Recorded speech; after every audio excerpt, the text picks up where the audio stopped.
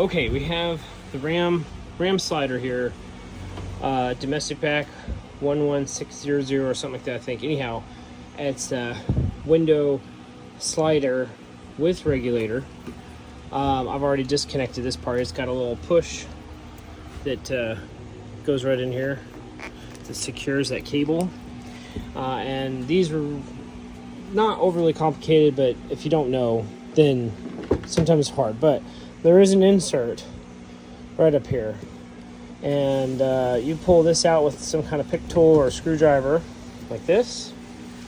Okay, pulling this insert is going to allow for this glass to move up and down, make it to where you can get it out. And so I'm going to try to demo that. I just got to put my phone somewhere. Hang on a sec.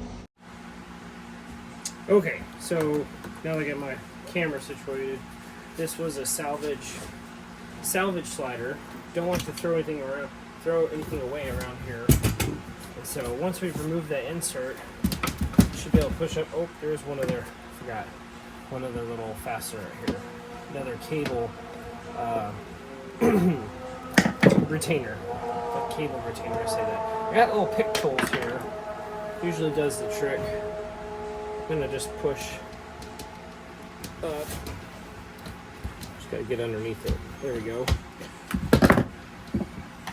Now that I've gotten that loose, use that same pick tool to kind of get underneath my track piece here, and it's gonna slide right out. Bam, just like that. So I'm gonna put this aside. I was trying to sell the whole slider to a customer I saw at a store. I ran in, gave him business cards. Hey, I've got a salvage slider. I never heard from him. So now I've got a customer on eBay who needed the center slider and the regulator. So now I've got another person to get this to who's going to get good use out of it. So that's how you do that, in case anybody's wondering.